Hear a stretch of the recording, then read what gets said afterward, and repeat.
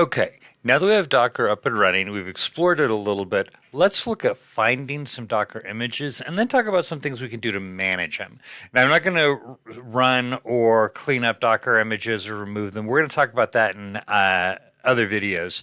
But I want to talk more about searching for them, finding them, and exploring them. Okay, so Docker has this tool built in called Docker Search. Now, in a previous video, we talked about using the Docker Hub.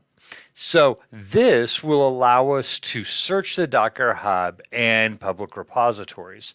So let's say I want to do a search for, let's do PowerShell. I want to find an image related to PowerShell. So this will find everything that has PowerShell in it in the Docker repository. Or repositories, plural. And so you're going to see the name of it here, a description of it, and then the number of stars that it has received. I can look for other things. So let's do a Docker search for DNS and see what we can find here. Here's a bunch of DNS system. Or let me do Docker search for DHCP. Or a Docker search for MySQL. So I can find a whole bunch of these Docker images that are already built. In our previous videos, we talked about building our own, right? We talked about using a file or building a file and defining it and then using Docker build to build an image out of it. Sometimes I can just go find something that's automatically going to, or already, let me use that phrase, already going to work for me. And that can be very helpful. Keeps me from having to reinvent the wheel. Now, a couple of things I want to point out here. Let's take a look at this line.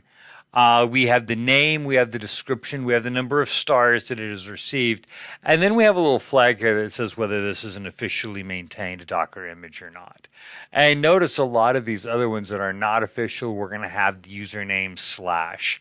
And we looked at that a little bit when we were doing a previous video and creating our own Docker repository.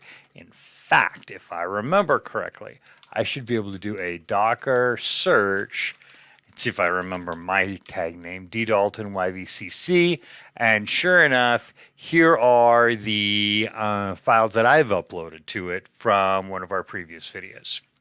Okay, I'm going to go back to Docker search, if I can spell search correctly. And let's do PowerShell just because it sounds like fun. Now I can pick one of these that I want to download, and I can use a Docker pull to grab it. So I'm going to use this one right here, just for the fun of it. So I'm going to do Docker pull JAYKUL /PowerShell. And this is going to download all the different layers, and it's going to grab this copy of it for me to work with. We're almost done downloading. Wait for it to finish. Now we're extracting. Pull complete, download complete. We're extracting this layer of it now. It shouldn't take us too long to get it done. There we go. All right, so now let me clear my screen here, and I'm going to do Docker images. And this is going to display all of the images for me. And I've already cleaned some of them off of here.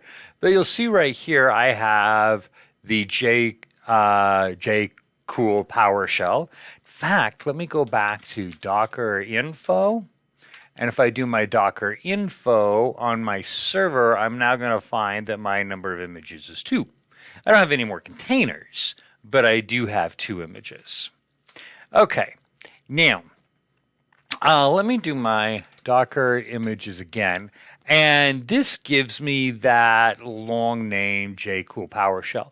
What if I want to shorten that and make it a little bit easier? Well, I can change the tag on it. So I can do this, Docker tag JCool /PowerShell, and I'm just going to change that to PowerShell.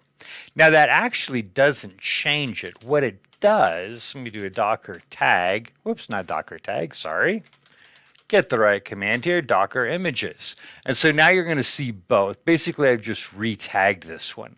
Notice that it's still the same image ID though. So basically, I just added another tag to that image ID. Now, if I do a Docker info, this time I'm going to paginate the display. So I'm going to do /more.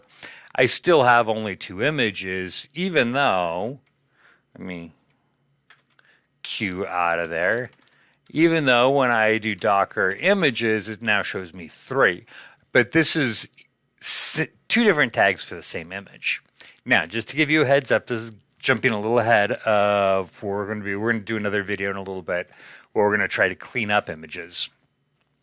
I can, if I remove one of the tags, that actually doesn't remove the image. So the command is remove image. I identify it by the tag. It just removes the tag. When I remove the last tag, then, and there's no tags left for that image, then it goes ahead and removes the image. We're going to talk about that a little bit more later. Okay, let's inspect this image that we downloaded. So I'm going to do Docker inspect, and I'm just going to do my copy of it right here, my tag for it, and I'm going to pipe this to more because it should fill up more than one page. Now, this is going to give me all of my information about this in a JSON file format. So you can see my entry point, my working directory, my labels, my architecture, my OS, my root file system, my descriptor, and several other things as we go. So all of this is in JSON format, and it's the tag and then the value. So this will give me a bunch of information about my images once I've downloaded it. I can also view the history of it. So I can do Docker history PowerShell.